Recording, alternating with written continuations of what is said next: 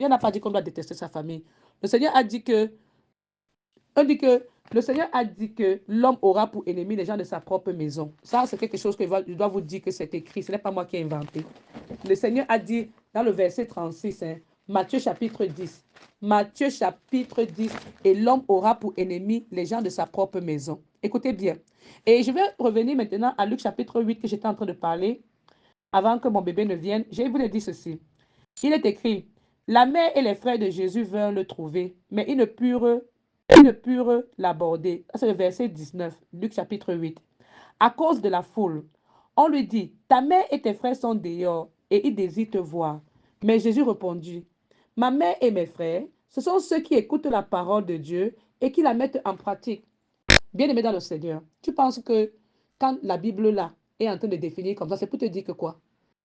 Si ta mère ou bien ton père doit te faire quitter du chemin de Dieu, bien-aimé dans le Seigneur, si tu veux vraiment aller au royaume des cieux là, tu dois savoir que même s'il est écrit que tu obéiras à ton père et ta mère, il faut que tu te rappelles qu'il est aussi écrit que le Seigneur a dit que les parents doivent éduquer les enfants selon la voie du Dieu créateur du ciel et de la terre. Donc, si ce que tes parents sont en train de te demander de faire là, ce n'est pas en accord avec ce que la Bible demande. Parce qu'il faut qu'on arrête de tromper les enfants, te dire que, oh, on a dit que tu dois obéir ton père et ta mère pour que tes jours soient longs sur terre. Écoute-moi, si ton père et ta mère t'envoient faire la prostitution, une maman qui est là, elle est mariée, en même temps elle est mariée, elle sort avec d'autres hommes dehors. Et toi, tu crois que ça c'est normal. Tu vas dire que non. Le Seigneur te dit que quand tu dois venir à Jésus, tu dois crucifier ta chair. Tu dois crucifier ta chair. Donc, si tu es une dame, tu es mariée, tu dois respecter ton mariage. Si même ton mariage, là, ça ne va pas, il y a des problèmes, tu dois supporter, tu dois crucifier ta chair comme Jésus-Christ. Arrêtez d'aller vous dire que l'homme l'a fait, moi aussi je dois aller faire. Faites attention.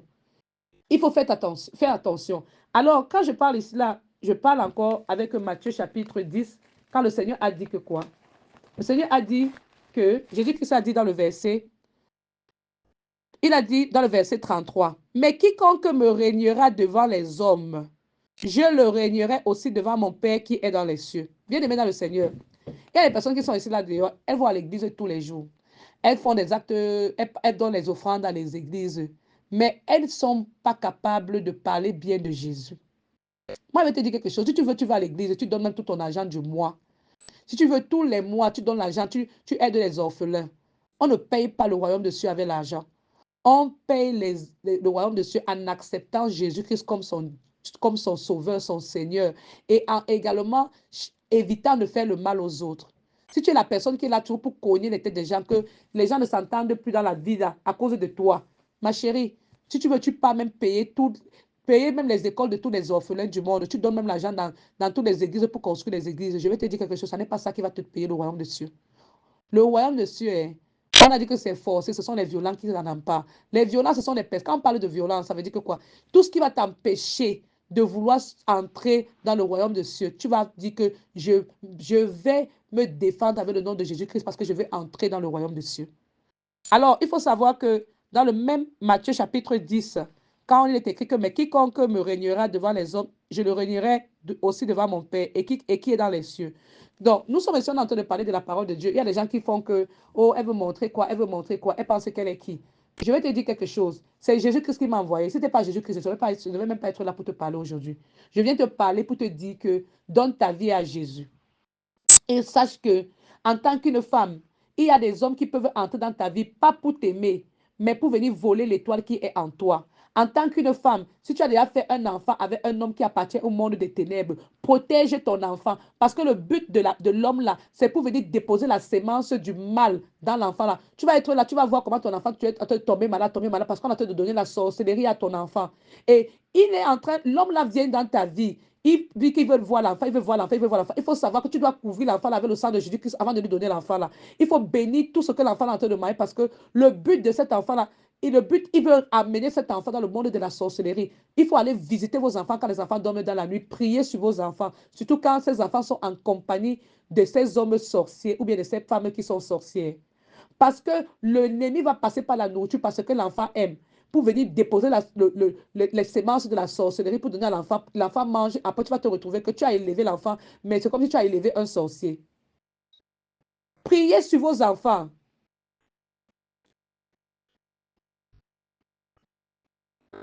Priez sur vos enfants. Moi, je vais dire à une personne aujourd'hui là que ne laissez pas le diable s'occuper de vos enfants. Moi, j'ai fait une erreur. Aujourd'hui, je dis que Seigneur, je demande pardon. Je demande pardon. Je demande pardon. Pourquoi? Parce que si j'avais su, je n'avais pas su.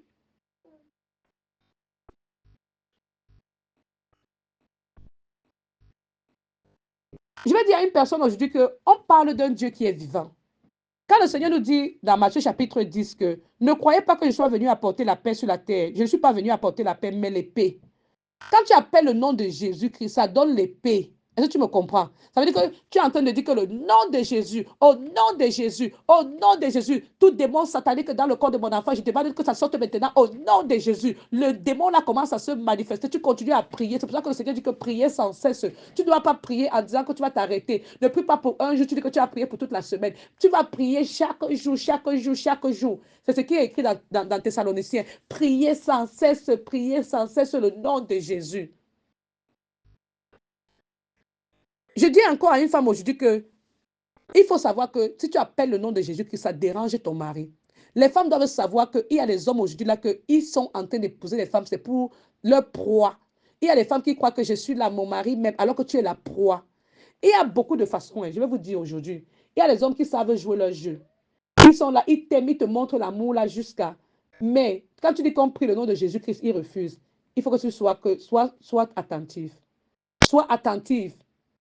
Il y a des hommes qui parlent bien de leur femme là d'ailleurs. Oh, ma femme c'est la plus belle. Ma femme c'est la plus ceci, c'est la plus ceci. Après la femme la meurt. Il ne fait même pas 3 mois, il se marie.